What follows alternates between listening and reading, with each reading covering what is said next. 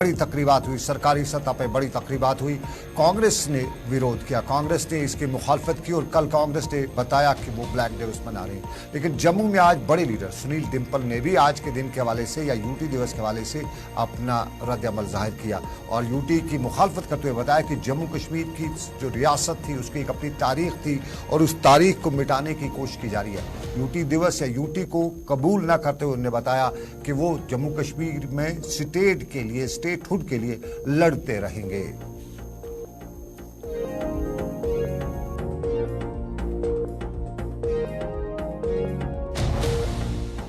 Jammu Kashmir is on grand sale, इसलिए हम ये चेतावनी देते हैं, बहिष्कार कर रहे हैं कि ये यूनियन टेरिटरी दिन जो आपने मनाया है उसको हम सभी के सभी हाथ खड़े करके विरोध कर रहे हैं और ये भी मांग करते हैं कि आप जल्द से जल्द दरबार मूव शुरू करें। सारा केस कोर्ट में भी चल रहा है। जी हाँ, 35 जी, तो किस तरह से यूटी डे वही तो हम पूछ रहे हैं। हम चीफ जस्टिस ऑफ इंडिया साहब से ये कहेंगे, सुप्रीम कोर्ट के बेंच से ये कहेंगे कि हम सारे पटिशनर हैं सुप्रीम कोर्ट में कि हमारी रियासत का दर्जा महाराजा जी ने जिस शर्तों के ऊपर इल्हाक भारत के साथ किया था, जम्मू कश्मीर, लद्दाख, पीओके, गिलगित-बाल्टिस्तान का, वो इल्हाक वाली शर्तें और वो रियासत हमको दी जाए और हम सुप्रीम कोर्ट के चीफ जस्टिस साहब से।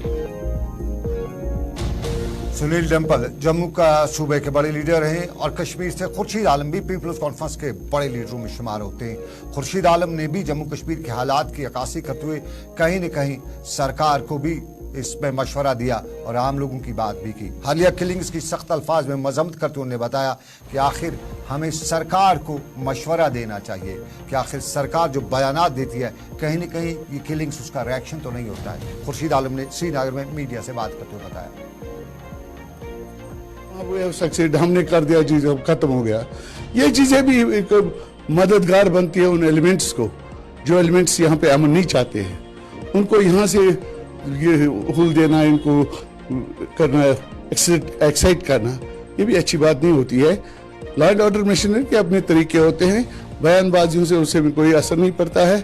बयानबाजियां जितनी कम हो, मुझे लगता है कि वो बेहतर से बेहतर तरीकेकार होगा।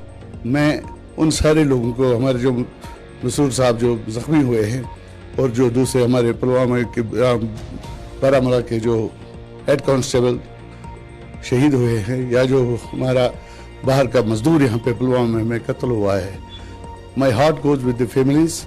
और मैं दुआ करता हूँ कि जो हमारे मजरूब हैं इंस्पेक्टर, तो अल्लाह ताला उनको शिफा बख्शे, जिंदगी बख्शे। खुर्शीद आलम का मशवरा रिएक्शन तो है, कहीं तो नहीं हो जाता है। आपको बताते चलें, जम्मू कश्मीर के सबका पुलिस सरबराह दिलबाग सिंह ने परसों एक बयान दिया था और कहीं न कहीं लोग उस पर बहस भी कर रहे थे। लेकिन बहस करने की बात हमारे बुनियादी मामलात थे और उन्हीं मामलात में, बुनियादी मामलात में हमारे अस्पताल है। कल करनाल के इलाके में हादसा हुआ और जख्मी को कुपवाड़ा के अस्पताल पहुंचाया गया और भला हुआ हमारी इस रियासत का जहां सिस्टम इतना स्ट्रांग है कि कुपवाड़ा के अस्पताल से उन्हें जीएमसी हंदवाड़ा रेफर करना पड़ा। लेकिन जीएमसी हंदवाड़ा में जब उन्हें पहुंचाया गया तो वहां पे जो जख्मियों के साथ लोग थे, उन्हें जो इल्जामात लगाए उनमें यही कहा जा सकता है कि कथनी और करनी में बहुत फर्क है। यहाँ ये भी बताया गया कि जब वो अस्पताल में वहाँ पे जख्मी पहुंचे जीएमसी बारामूला में, तो वहाँ तिबी अमला, डॉक्टर या दूसरे जितने लोग थे मौजूद ही नहीं थे, ढूंढने पड़े उधर। रात 10 बजे जब वो वहाँ पे पहुंचे तो उनके बीमारों का इलाज मुआवजे के लिए कोई आदमी मौसर नहीं था, कोई डॉक्टर नहीं था, कोई कुछ नहीं था और जख्मियों को एम्बुलेंस में ही कई घंटों तक इंतजार भी करना पड़ा। ये हंदवाड़ा के उस मेडिकल कॉलेज की जिसको नया नया ही बनाया गया, इस उम्मीद के साथ बनाया गया था कि आवाम की यहाँ पे राहत होगी और जो कल रात देर गए जो जख्मियों को वहाँ पे लाया गया तो वहाँ पे उन जख्मियों को इलाज मुआवजा कराने के लिए मेडिकल कॉलेज में कोई नहीं था। ये हमारा सिस्टम है। जीएमसी बारामूला जिंदाबाद, ये हंदवाड़ा है और जिंदाबाद हंदवाड़ा का गवर्नमेंट मेडिकल कॉलेज, क्योंकि वहाँ पे जब इमरजेंसी थी, जब इमरजेंसी हालत में लोग पहुंचे तो वहाँ उनको देखने वाला कोई नहीं था। सुनिएगा।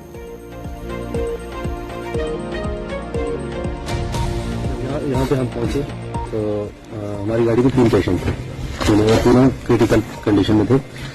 तो यहाँ पे कोई भी बंदा स्टाफ का नहीं था जो हमारे साथ आए, टीचर लाए या कुछ ऐसी चीज लाए जिससे हम पेशेंट को उठा के अंदर ले जाए। यहाँ पे कोई भी ऐसा बंदा नहीं था, हमने खुद ही उठाया। और यहाँ पे जो लोकल्स थे, जो अटेंडेंट थे यहाँ पे पेशेंट्स के साथ, उनकी हेल्प से हमने पेशेंट्स अंदर लिए। यहाँ पे एक स्ट्रेचर था, कोई व्हील चेयर नहीं थी। आप हॉस्पिटल का नाम है यहाँ पे गवर्नमेंट मेडिकल, न स्ट्रेचर, न व्हील चेयर और न डॉक्टर, न तिबी अमला। राम भरोसे, खुदा भरोसे अस्पताल को छोड़ा गया था। ये कल शाम का वाक़ा है। ये वो लोग बता रहे हैं जिनके अजीज अकारिब टंगडार के हादसे में जख्मी हुए थे और उन्हें कुपवाड़ा अस्पताल पहुंचा गया था। और भला हो कुपवाड़ा के अस्पताल का, जहां सब डिस्ट्रिक्ट अस्पताल है, जहां करीबन 30-40 डॉक्टर्स रहे, क्या वहां पे उन पेशेंट्स का इलाज नहीं हो सकता था? ये भी सवाल है। उन्हें हंदवाड़ा ले जाना क्यों था? करीबन 40 किलोमीटर कुपवाड़ा से उन्हें हंदवाड़ा ले भेजा गया।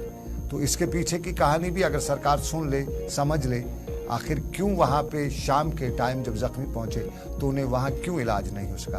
क्या वहां के डॉक्टर इलाज करना नहीं जानते? कुपवाड़ा के इलाज और वहां का जो अमला था वो कहां था उस वक्त? ये सवाल है। लेकिन आपको बताते चले, सरकार स्कीम्स बता रही है। आयुष्मान भारत जन आरोग्य स्कीम है और इस स्कीम के तहत गोल्डन कार्ड दिया जाता है। और गोल्डन कार्ड का सबसे बड़ा फायदा यही है कि किसी भी अस्पताल में 5 लाख रुपए तक का इलाज जो है मुफ्त करा सकता है। ये वज़ीर आज़म के जन शुद्धि सेहत के तहत लोगों को गोल्डन कार्ड के जरिए फायदा मिल रहा है। और जम्मू के गवर्नमेंट मेडिकल कॉलेज अस्पताल में कहना है कि अब तक उन्होंने 13,996 लोगों को स्कीम से फायदा दिया है और कोशिश है कि स्कीम के तहत आने वाले दिनों में और लोगों को फायदा पहुंचाया जाएगा।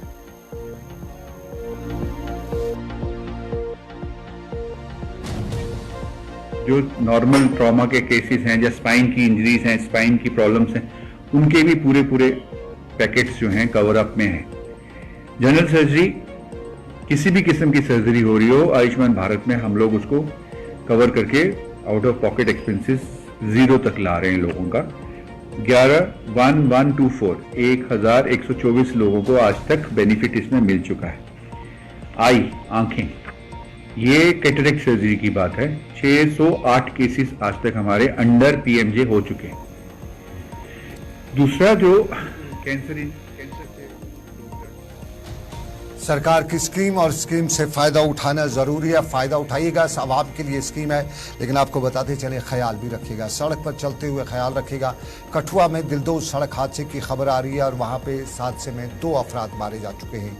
यह हादसा जम्मू पठानकोट कौमी शाहराह पर बग्याल मोड़ के करीब एक ट्रक ड्राइवर के काबू से बाहर होने के हादसे का शिकार हुई है, जिसके नतीजे में इस ट्रक में सवार दोनों अफराद जो शदीद तौर पर जख्मी हुए, बाद में जख्मों की ताब न लाते हुए दम तोड़ बैठे हैं।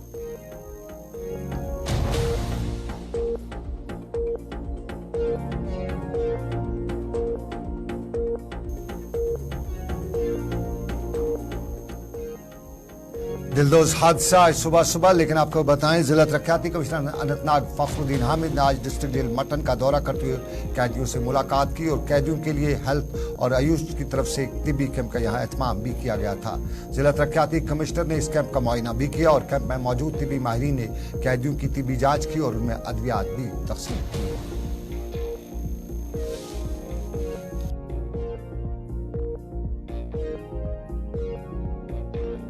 मेडिकल टीम और आयुष की टीम जो डिस्ट्रिक्ट की है, उन्होंने यहाँ पे कैंप्स किए हैं, वो उसी का जायज़ा लेने में आया था। और मैं इनको जो यहाँ पे इनमेट्स हैं, इनकी फैसिलिटीज़ के बारे में, चाहे कोई भी बेसिक इशू हो फैसिलिटी के रिलेटेड, इसमें मैं जेल अथॉरिटीज़ को और ख़ासकर यहाँ के एसएसपी साहब को जो इनके इंचार्ज है, मुबारकबाद देना चाहूँगा कि उन्होंने जो एक्टिविटीज़ है वो ऐसे प्लान की है कि इनकी रिहेबिलिटेशन में बहुत अहम रोल प्ले करेंगी। चाहे ये स्पोर्ट्स एक्टिविटीज़ की बात हो, कल्चरल एक्टिविटीज़ की बात हो, चाहे ये इनमेट्स में आपस में वर्क डिस्ट्रीब्यूशन ऐसे रखा है कि कैसे इनको एंगेज किया जाए और ये जब यहाँ से अपनी सज़ा ख़त्म करने के बाद वापस समाज में जाएंगे। और जरा जम्मू का हाल अहवाल बताते चले, जम्मू में सेरिकल्चर महकमे की जानिब से आज एक वर्कशॉप का एहतमाम किया गया, जिस दौरान कोकून से वाबस्ता अफराद को मुतलका महकमे में मुतारफ की गई, स्कीमों के बारे में जानकारी फराहम की गई और मशवरा भी आवाम को दिया गया कि इन स्कीमों से इस्तेफादा हासिल करें। वर्कशॉप के दौरान मुतलका महकमे के जिम्मेदारों का कहना था कि पिछले 4 सालों के दौरान पैदावार में काफ़ी इजाफा हुआ है और बड़ी तादाद में लोग अब इस कारोबार के साथ जुड़ भी रहे हैं।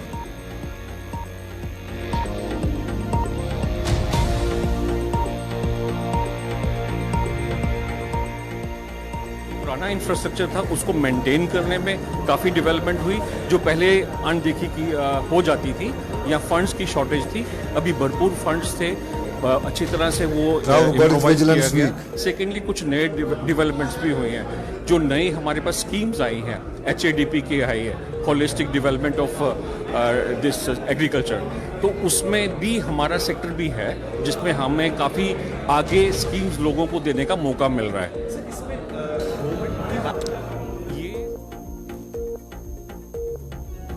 नाज़रीन, चलिए हम करप्शन की बात तो करते रहते हैं, लेकिन करप्शन में जब तक न हम करप्शन के खिलाफ लड़ेंगे तब तक कामयाब नहीं हो सकते करप्शन को खत्म करने में। और विजिलेंस महकमा भी विजिलेंस बेदारी हफ्ता मना रहा है। सोपोर में भी आज विजिलेंस बेदारी हफ्ता मनाया गया और ADC सोपोर की सरबराही में आज मुलाकात हुई। इस प्रोग्राम के दौरान विजिलेंस ने करप्शन की बात करते हुए कहा कि करप्शन को हमें खत्म करना है।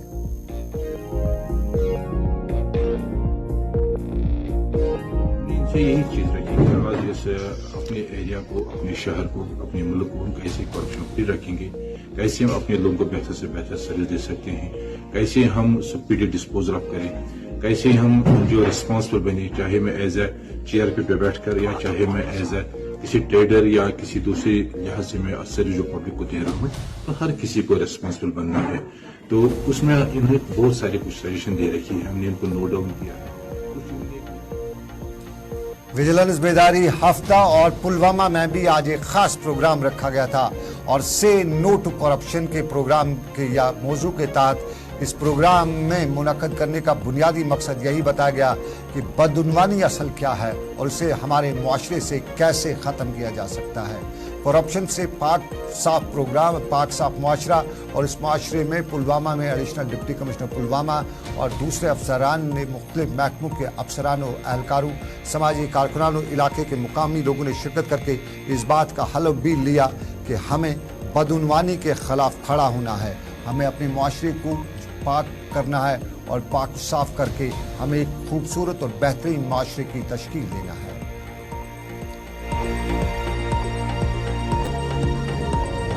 मोस्ट ऑफ द कंप्लेंट जो है वो बेसलेस पाई जाती है, तो उनको ये कहा कि अगर आपको कंप्लेंट करनी है तो जिम्मेवारी से कंप्लेंट करें, अपना उसमें मोबाइल नंबर दो, नाम दो, नंबर 1 नंबर दो।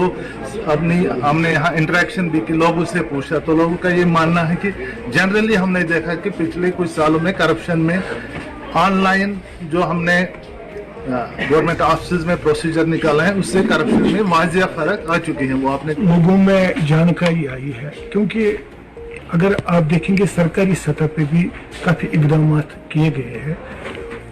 जहाँ तक कि अभी आप देखेंगे कि डिजिटलाइजेशन ऑफ रिकॉर्ड हो गई है काफी हद तक। पहले आपको पटवारी के पास जाना होता है, आप उसको मरहूनी मिन्नत रहते थे कि वो इंतखाब आपको इजरा कर दे।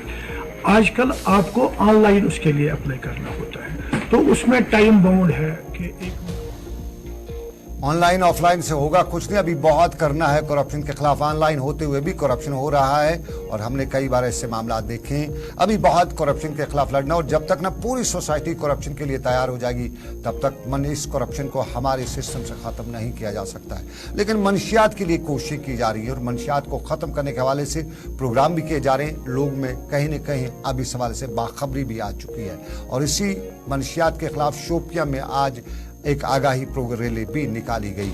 इस रैली में दूसरे लोगों के साथ साथ मुकामी पुलिस के अहदेदार भी थे और पुलिस के इश्तराक से ही ये आज की रैली निकाली गई। इसमें डिग्री कॉलेज के तालिबात, तुलबा और मुकामी स्कूलों के बच्चों ने भी शिरकत की। ये रैली जो है मुख्तलिफ इलाकों से गुजरती हुई बटपुरा बस स्टैंड पर इख्तिताम पजीर हुई और यहाँ मनशियात के हवाले से बताया गया। संजय सराफ को भी आप देख रहे हैं और संजय सराफ ने भी नौजवानों को बताया कि ये हमारी तबाही का बायस बन रहा है और हमें इससे दूर रहना पड़ेगा। और ये सिर्फ हमारे मजहबी रहनुमाओं की नहीं बल्कि सबकी ये जिम्मेदारी है और ये अपील भी है कि मनशियात के खात्मे और नौजवान नस्ल को इसे दूर रखने में अपना किरदार अदा करें।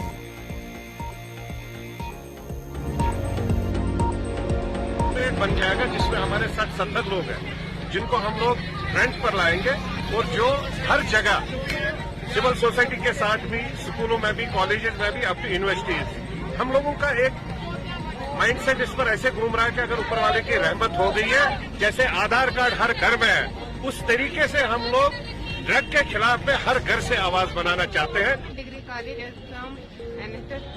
तो आज आप सबने देखा हम यहाँ पे रैली कर रहे हैं, तो ये रैली ड्रग्स के खिलाफ है। तो हम इसमें ये कहना चाहते हैं कि ड्रग से नो टू ड्रग्स करना गलत है। ऐसे ड्रग्स से हमारे शोपियां के जो जवान है वो खत्म होते जा रहे हैं, सब बर्बाद होता जा रहा है। तो ये रैली हमने इसलिए की ताकि ड्रग्स खिलाफ की जाएगी। चलिए, हमारे सोशल मीडिया के पेज पे हमें जो देखने वाले हैं, हमारे खासकर फेसबुक पे, ट्विटर पे या दूसरे अकाउंट्स पे, वो हमें कमेंट भी कर रहे हैं और कुछ लोग मुझे मैच के बारे में बता रहे हैं कि वो भी बताएं। बस कुछ ही लम्हों में मैच की जानकारी भी आपको दूंगा। आज एक और खबर से भी आपको बाखबर करूंगा, जंग के असरात कहां तक पहुंच रहे हैं इससे भी आपको बाखबर करूंगा। लेकिन पहले आपको बताते चलो, हमने बात की बच्चों की मंशियात के हवाले से, बच्चों ने जो रैली निकाली थी, लेकिन हमारे बच्चे जो हैं अपने माहौल से बहुत ही बाखबर है। और जहां आज और कल ड्यूटी दिवस मनाते हुए सरकारी तौर पर तकारीब की गई, टंगमर के बच्चों ने अनोखे अंदाज में ड्यूटी दिवस, इत्यादि दिवस मनाया। और इसमें आज उन्होंने इलाके में जाकर, टंगमर के मुख्तलिफ इलाकों में जाकर वहाँ लोगों को पौधे लगाने की तलकीन की। खुद भी पौधे लगाए और पौधे लगाने के साथ साथ बच्चों ने दूसरों को भी ये तलकीन की कि वो पौधे लगाएं और पौधे लगाकर हमारे माहौल को साफ सुथरा बनाएं। और मैच की बात आपको बताता चलूं, मैच खत्म हो चुका है और आज साउथ अफ्रीका का न्यूजीलैंड के साथ था। पहले साउथ अफ्रीका ने बैटिंग की, धुआंधार बैटिंग की और 357 रन बनाए, 4 विकेट उनके गिरे थे। डिकॉक सेंचुरी बनाने वाले और उसके साथ साथ नरेंद्र वंडर, उन्होंने भी सेंचुरी बनाई। और फिर जब न्यूजीलैंड की बात आई या बारी आई तो वो खिजा के पत्तों की तरह उनकी बारी लड़खड़ाई, आया गया चलता रहा और कुल मिला के 167 रन ही 357 रन के जवाब में वो बना सके। इस तरह मैच जो है वो साउथ अफ्रीका ने 190 रनों से जीता है। ये एक खबर बताता चलूंगा आपको, जरा बंदरों की बात भी करता चलूँ। बंदरों ने तबाही या यूं कहें अफरा तफरी मचा रखी है और ये डोडा के इलाकों में बंदरों की अफरा तफरी है। कई इलाकों में बंदर घरों पे, सब्जियों खेतों में हर जगह देखे जाते हैं और रिहायशगीरों से लेके दुकानदार परेशान हैं। खवातीन और बच्चे डरते रहते हैं क्योंकि बंदर कहीं पे भी किसी पे भी हमला कर सकते हैं और इन बंदरों से लोगों का बचना भी मुमकिन नहीं तो मुश्किल जरूर हुआ है। भद्रवाह और डोडा के लोग बता रहे, खासतौर पे डोडा के लोग बता रहे कि हमारे यहाँ कुछ इदारे हैं जो इन बंदरों या इन चीज़ों पे नज़र रखने के लिए होते हैं। वो इनको निचले इलाकों में आने से रोकते हैं, लेकिन क्या करें, वो इदारे कहाँ हैं उनको भी पता नहीं है।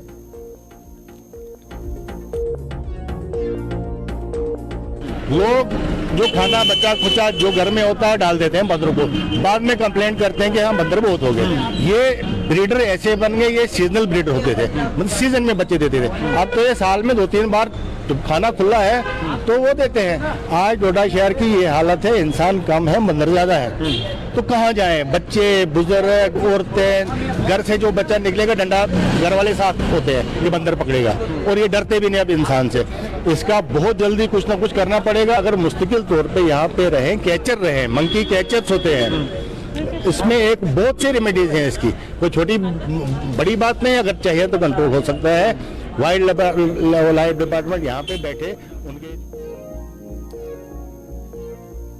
डोडा में बंदरों से मची है अफरा तफरी, लेकिन डोडा में आज एक और अफरा तफरी भी सुबह सुबह देखने को मिली जब करीबन 1 बजे के डोडा में भूचाल का झटका महसूस हुआ और अफरा तफरी मच गई।